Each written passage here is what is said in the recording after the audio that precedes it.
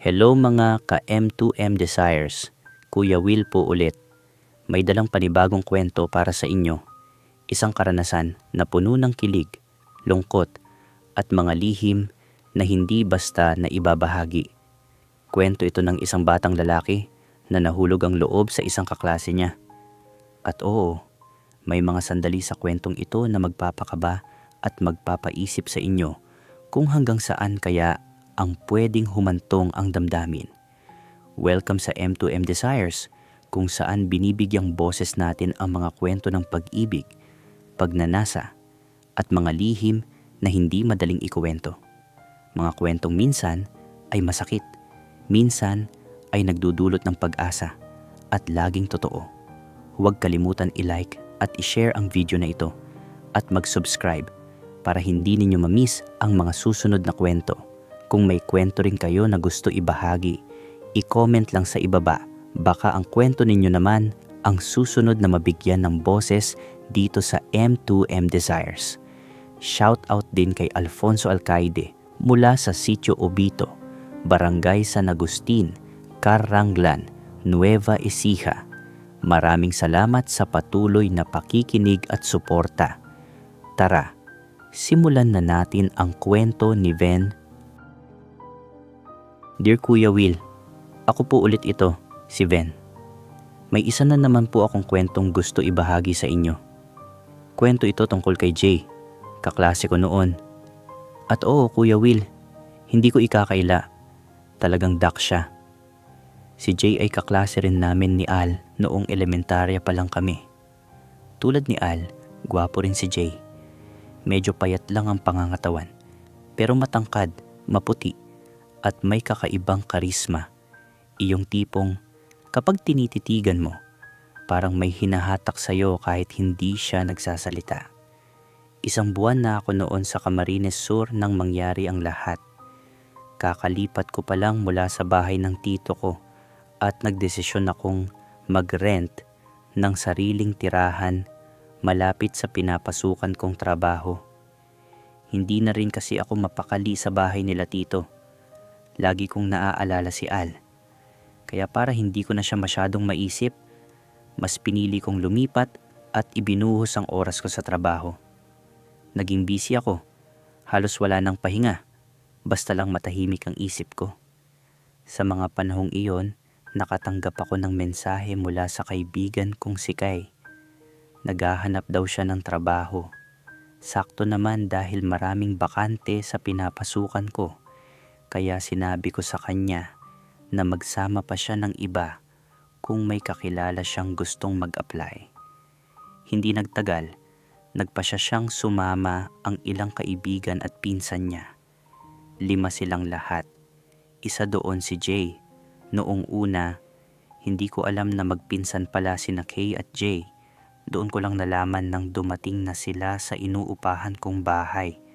Sabay-sabay dala ang mga gamit nila at may kasamang mga kwentong hindi ko pa alam na babago sa takbo ng mga araw ko. At doon nagsimula ang lahat, Kuya Will. Agad ko ring nakilala si Jay nang dumating sila. Nagulat din siya noon nang malaman niyang ako pala ang barkada ng pinsan niya. Hindi rin kalakihan ang inuupahan kong bahay. Kaya kinausap ko ang landlady namin kung pwede pa naming upahan ang isa pang bakanteng kwarto. Pumayag naman siya. Kaya ang naging setup namin, ako, si Jay, at isa pa niyang pinsan na si Robert ang magkasama sa isang kwarto. Sina Kay naman, Annalisa at Diane ang sa kabilang kwarto. Noong mga panahong iyon, halos ako ang gumagastos sa lahat, Kuya Will. Hindi pa kasi sila sumasahod. Halos 1 buwan din na nakaasa sila sa akin. Sa pagkain, sa bayad sa bahay, sa kung ano-ano. Pero hindi ko iyon isinumbat sa kanila. Alam ko naman na wala pa silang budget noon at naiintindihan ko ang sitwasyon nila.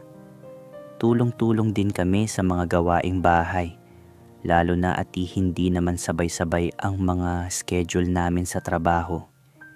Iba-iba kasi ang department na napuntahan nila. Si Jay lang ang napasama sa department ko. Kaya kami talaga ang madalas magkasama sa bahay at sa trabaho.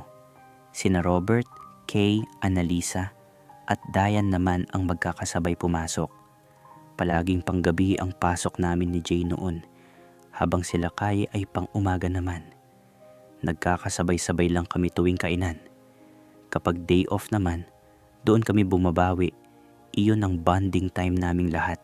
Inuman, kwentuhan, at minsan gala, para kahit papaano ay gumaan ang pakiramdam naming magkakasama sa iisang bubong. Hindi ko pa alam noon, Kuya Will, na sa mga simpleng araw na iyon, magsisimulang mag-iba ang tingin ko kay Jay. Naging maayos at matatag naman ang samahan naming magkakaibigan noon, lalo na kaming naiwan sa iisang bubong. Pero nagbago ang lahat nang may nagpaalam sa amin na lilipat na raw siya ng Maynila para doon na magtrabaho. Mas malaki raw kasi ang kita doon. Hindi nagtagal, sumama rin si Kay. Naiwan kaming sila Jay, Robert, Annalisa at ako. Nalungkot talaga kami nang umalis ang dalawa. Si Annalisa na lang ang nag-iisang babae sa grupo noon. Isang araw, nakiusap siya sa akin kung pwede raw ipasok ko rin sa trabaho ang isang kaibigan niyang babae para may makasama siya. Dahil close naman ako sa HR ng kumpanya, hindi na ako nagdalawang isip. Tinulungan ko siyang makapasok. Ang pangalan ng kaibigan niya, si Cherry. Hindi ko inakalang doon magsisimula ang tuluyang pagkakawatak-watak naming magkakaibigan. Si Cherry ay sobrang tsismosa at pakialamera. Lahat na lang pinapansin, lahat gustong alamin. Dahil doon, nagkaroon kami ng hindi pagkakaunawaan ni Annalisa. Lumala ang tampuhan hanggang sa magdesisyon silang lumipat ng ibang inuupahan. Naiwan na lang kaming tatlo sa bahay. Ako, si Jay at si Robert. Pare-pareho pa rin naman kaming nagtatrabaho sa iisang kumpanya. Pero ramdam na ramdam ko na nagbago na ang lahat. Hindi na tulad ng dati.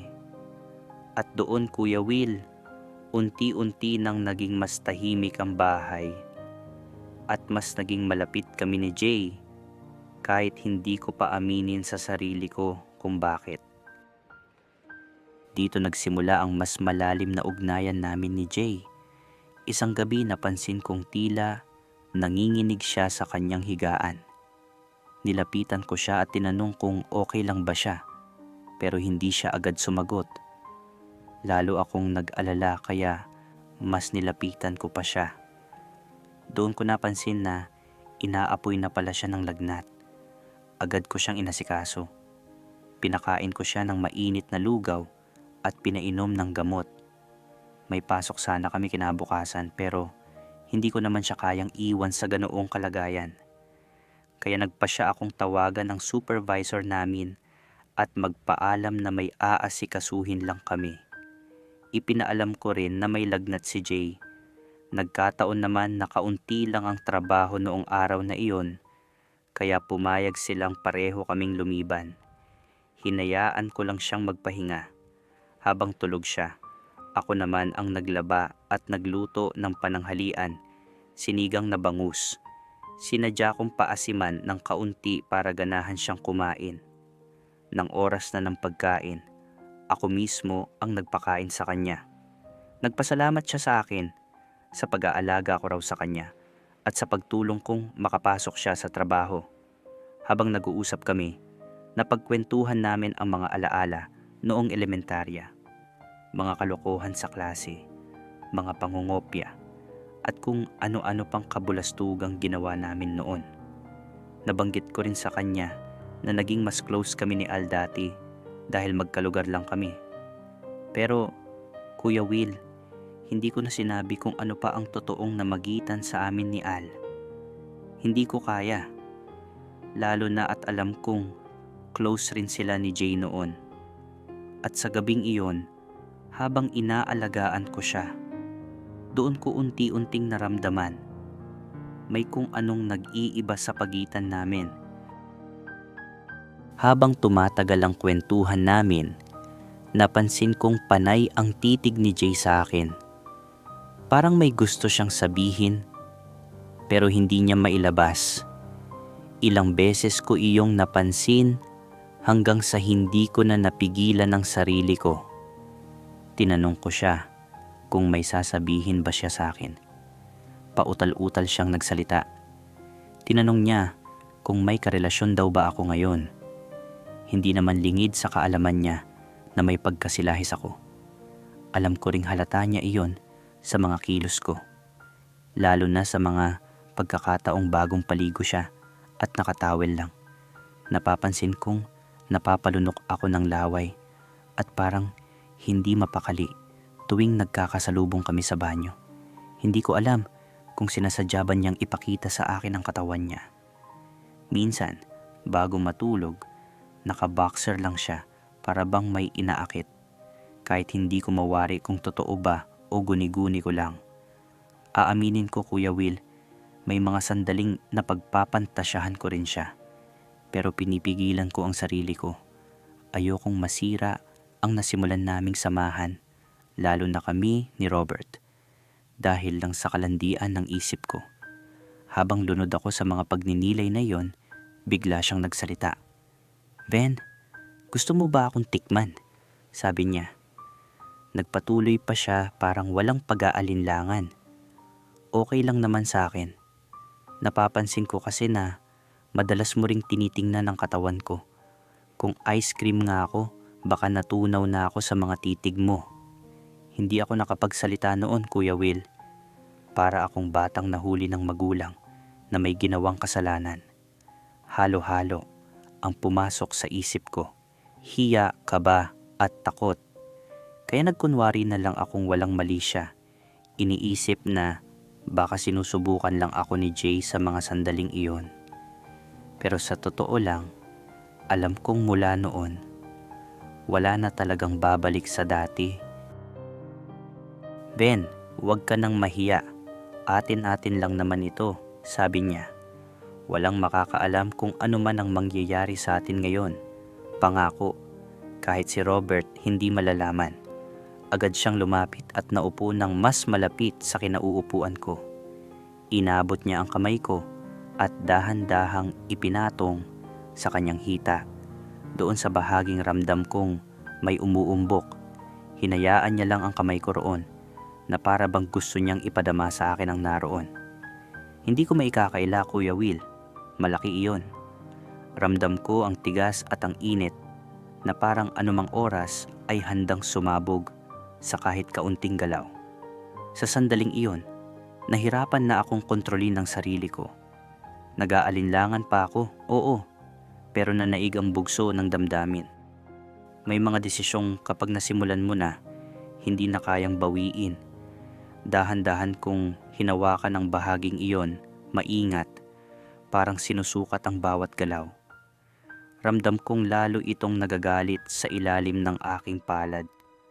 Ang isa ko namang kamay ay napadpad sa kanyang dibdib, kusa, parang may sariling isip. Naririnig ko ang mahihinang ungol niya at alam kong ramdam niya ang ginagawa ko. Marami na rin ang dumaan sa buhay ko, Kuya Will. Alam ko na kung saan at paano mas tumitindi ang reaksyon ng taong kaharap ko. Kaya maingat kong tinuloy ang bawat galaw hanggang sa isa-isa niyang alisin ang suot niya. At sa wakas, nasilayan ko ng buo ang kanyang katawan. Hindi man siya kalakihan ng pangangatawan, pero napakabagay sa kanya. Maayos, balanse, at nakakabighani. At hindi nga ako nagkamali.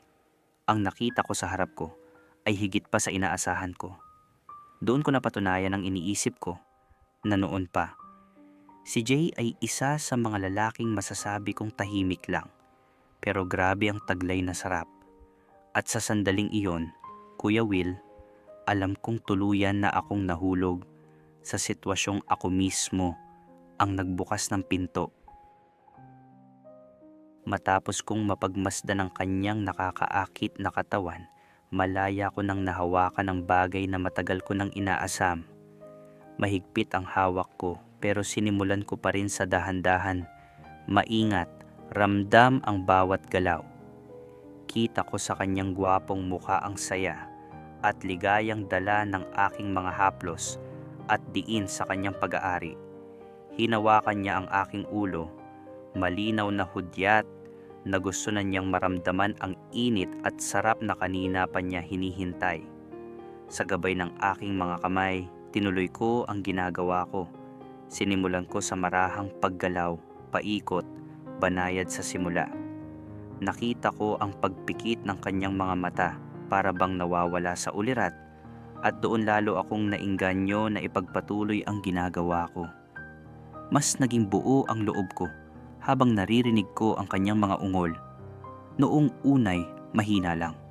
Pero unti-unting lumalakas. Parang may pinipigilang puwersang anumang oras ay bibitaw. Binalikan ko ang kanyang pag-aari. Dahan-dahan ko itong inangkin sa bawat galaw, gamit ang aking mga kamay bilang gabay. Sa laki at haba nito, ramdam ko ang bigat at init at napansin kong sinasabayan na rin niya ang aking galaw. Lalo nitong pinatindi ang nararamdaman naming dalawa. May sandaling may biglang lakas na dumaloy, isang malinaw na senyales na papunta na sa rurok ang lahat. Kaya binilisan ko ang aking ginagawa at sa isang iglap, bumigay na ang pagpipigil. Ramdam ko ang bigat at init ng sandaling iyon hanggang sa maramdaman kong lalo niyang idiin ang aking ulo, dahilan para wala na akong magawa kundi salubungin ang lahat. Dahil nakatayo siya at ako'y nakaluhod, bigla na lang kaming napahandusay sa sahig pagkatapos. Pareho kaming lupaypay, hingal na hingal at tahimik. Pero kahit ganoon, malinaw sa kanyang mukha ang kasiyahan, iyong ngiting parang nanalo, parang may napatunayan sa mga sandaling iyon. At doon, Kuya Will, alam kong hindi lang katawan ang nabuksan sa gabing iyon. May mas malalim pang nasimulan at hindi ko alam kung paano ito tatapusin. Kuya Will, nagpasalamat lang siya sa akin pagkatapos at ngumiti ako bilang tugon. Pareho kaming natahimik. Matapos ang nangyari, nagbihis kami at agad ding kumain. Pareho kaming gutom at pagod. Hanggang sa mga sandaling iyon, hindi pa rin ako makapaniwala na nangyari talaga iyon sa amin ni Jay. Akala ko noon, hanggang pantasya at lihim na paghanga ko lang siya. Hindi ko inakalang mauuwi sa ganoon. Bigla siyang nagsalita. "Ben, promise, walang makakaalam nito," sabi niya. "Salamat pala at pinagbigyan mo ako. Miss ko na kasi ang girlfriend ko. Ilang buwan na rin mula nang huli kaming magkasama. Pasensya na at nadamay pa kita sa kalokohan ko." Mahaba ang paliwanag niya. Tahimik lang akong nakinig. May halo iyong lungkot at panghihinayang. Sa totoo lang, alam kong panakip butas lang ako. Wala naman talaga akong dapat asahan sa kanya. Pero pinili ko na lang tanggapin iyon. Kahit papaano, sa maikling sandali, nagkaroon ako ng pagkakataong maranasan ng isang taong matagal ko ring hinangaan. Ang kaklasikong minsan ko ring naging crush. Kaya sinabi ko na lang sa kanya na ayos lang iyon. Na ginusto ko rin naman ang nangyari at wala akong pinagsisisihan. Ang hiling ko lang, sana walang magbago sa pakikitungo namin sa isa't isa. Ngumiti siya at sumagot, "Oo naman, classmate." Sabay dagdag pa niya, "Pero kung may pagkakataon, ulitin natin, ha?" Muntik akong mabulunan sa narinig ko. Napatawa na lang ako at agad sumagot, "Walang problema. Basta ikaw, classmate." Pero sa loob-loob ko, Kuya Will, alam kong mula noon, hindi na magiging ganoon kasimple ang lahat. May nabuksan ng pinto na hindi ko alam kung paano ko muling isasara. Lumipas ang mga araw at nanatiling maayos ang samahan naming tatlo. Ako, si Jay, at si Robert. Wala namang nagbago sa pakikitungo namin sa isa't isa. Kami ni Jay, paminsan-minsan, ay nagkakaroon pa rin ng mga sandaling kami lang. Kapag inaaya niya ako, saka lang kami nagkikita ng ganoon. Ayokong ako ang unang mag-alok, kaya hinihintay ko na lang siyang mag-initiate. Minsan, umaabot pa iyon ng 2 beses sa isang linggo. Depende siguro sa kung gaano niya namimiss ang girlfriend niya. Alam kong mali pakinggan, pero sa akin, okay na rin ang ganong setup. Walang commitment, walang inaasahan. Sandali lang, tapos balik sa dati. Hanggang sa dumating ang araw na hindi ko inaasahan. Isang umaga, habang naghahanda kami ni Jay papasok sa trabaho, napansin kong matamlay siya. Tahimik, malalim ang iniisip, at parang may bigat sa dibdib. Agad ko siyang tinanong kung may bumabagabag ba sa kanya.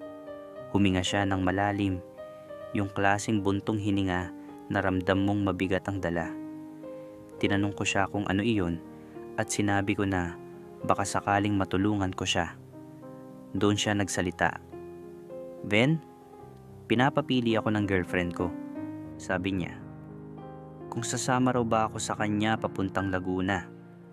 Doon na kasi siya na destino sa trabaho niya bilang assistant manager. Gusto niya, doon na rin daw ako magtrabaho. Ipapasok niya raw ako sa company kung saan siya naka-assign. Mahaba ang paliwanag niya. Tahimik lang akong nakinig.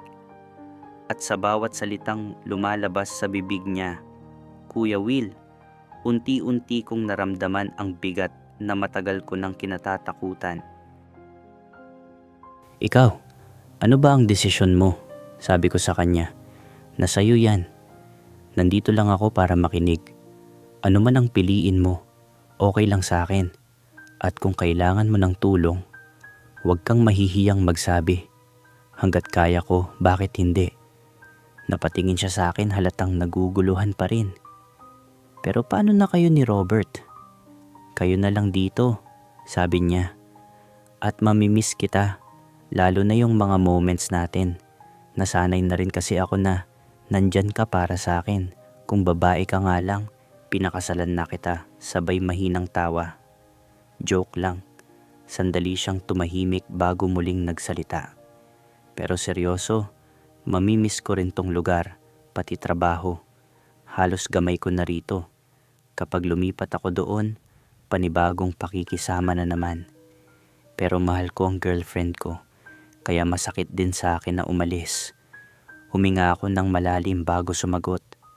"Sundin mo ang nilalaman ng puso mo," sabi ko. "Kung mahal mo talaga ang girlfriend mo, sumama ka sa kanya. Kaya mo yan. Ikaw pa ba?" Maikli lang ang sagot ko, pero sa loob-loob ko, ayokong umalis siya. Natatakot ako. Paano na ako kapag wala na siya? Sino na ang makakasabay ko pumasok, kumain, at umuwi? Pero hindi ko iyon sinabi. Alam kong iyon ang mas tamang sagot sa tanong niya. "Ben, salamat sa lahat," sabi niya. "Hindi kita makakalimutan. Ikaw lang ang nakagawa ng mga bagay na yon sa akin, kahit ang girlfriend ko hindi niya nagawa. Salamat at pinaramdam mo sa akin ang ligayang yon, classmate. Hindi kita makakalimutan." Ngumiti ako at sumagot, kahit mabigat ang loob ko. "Wala yon, classmate. Nag-enjoy din naman ako sa mga nangyari. Salamat din. Kahit papaano, naramdaman kong muli kung paano maging masaya. Ramdam ko ang init, ang pagiging close. Sa lahat ng nakarelasyon ko, ikaw ang isa sa mga bukod tangi. Salamat at pinaramdam mo sa akin kung paano muling ngumiti." At doon nagtapos ang kwento namin, Kuya Will. Isang alaala na mananatili. Kahit alam kong may mga bagay talagang dumarating lang para mag-iwan ng bakas, hindi para manatili. Noong araw ding iyon, nag-file na ng resignation letter si Jay. Hindi na siya nagpatumpik-tumpik pa. Sumama na siya papuntang Laguna, kasama ang girlfriend niya. Masakit man, binaling ko na lang ulit ang sarili ko sa trabaho. Doon ko ibinuhos ang oras at pagod ko, para kahit papaano ay matutunan kong kalimutan siya. Lumipas ang mga araw at unti-unti ko ring natanggap na wala na siya sa sistema ng buhay ko. Hindi madali, pero kinailangan. Si Robert naman, hindi nagtagal ay lumipat na rin ng tirahan. Mahilig kasi siyang mag-alaga ng panabong na manok, kaya naghanap siya ng bahay na may mas malawak na bakuran kung saan niya iyon magagawa. Sa ngayon, Kuya Will, masasabi kong maayos na rin ako. Dahil sa sipag at tiyaga ko sa trabaho, na-promote ako bilang leadman sa kumpanyang pinapasukan ko. Hindi ko man nahanap agad ang kapalit ng nawala. Natutunan ko namang bumawi sa sarili ko, sa pag-unlad at sa katahimikan. At tungkol naman sa love life ko, may bago na ring kwento. Abangan ninyo si Ricky at kung paano nagsimula ang ugnayan naming dalawa. Hanggang dito na lang muna, Kuya Will. Maraming salamat sa pakikinig. Nagpapasalamat at nagmamahal, Ben. Salamat sa pagbahagi ng kwentong ito, Ben. Alam mo, habang binabasa ko ang iyong kwento, naisip ko, gaano karaming tao ang nakakaramdam ng ganito. Yung tipong nahuhulog ka sa taong alam mong hindi para sa'yo, pero patuloy ka pa ring umaasa sa mga sandaling makakasama mo siya. Si Jay, oo, nandyan siya para sa'yo noong mga panahong mag-isa ka. Pero sa huli, Ben, alam mo rin sa sarili mo, ikaw lang ang panakipbutas. At masakit yun. Masakit tanggapin na ang taong pinahahalagahan mo ay may mas pinipili pa rin kaysa sayo. Pero huwag kang malulungkot, Ben, dahil ang kwentong ito, hindi ito pag-ibig na nawala, ito ay aral na natutunan. Natutunan mong ibigay ang sarili mo, pero natutunan mo ring may mga tao talagang dumarating lang para mag-iwan ng marka, hindi para manatili. At okay lang yun, dahil sa bawat pagdaan, may natututunan tayo tungkol sa sarili natin, kung ano ang deserve natin, at kung hanggang saan tayo willing magtiis. Ang moral ng kwentong ito, huwag kang takot magmahal. Huwag kang takot magbigay. Pero, huwag mo ring kalimutan na mahalin at pahalagahan ang sarili mo.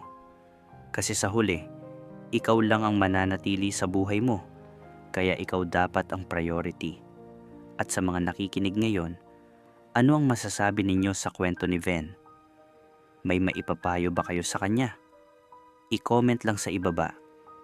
Gusto naming marinig ang inyong mga saloobin. Huwag kalimutang mag-like, mag-share, at mag-subscribe para sa mga susunod pang kwento dito sa M2M Desires. Kung may kwento rin kayo, isend lang sa amin. Baka ikaw naman ang susunod na mabigyan ng boses. Hanggang sa muli, mga ka-M2M Desires. Ito si Kuya Will, nagpapaalala, mahalin ang sarili bago ang iba. Ingat tayong lahat. Paalam.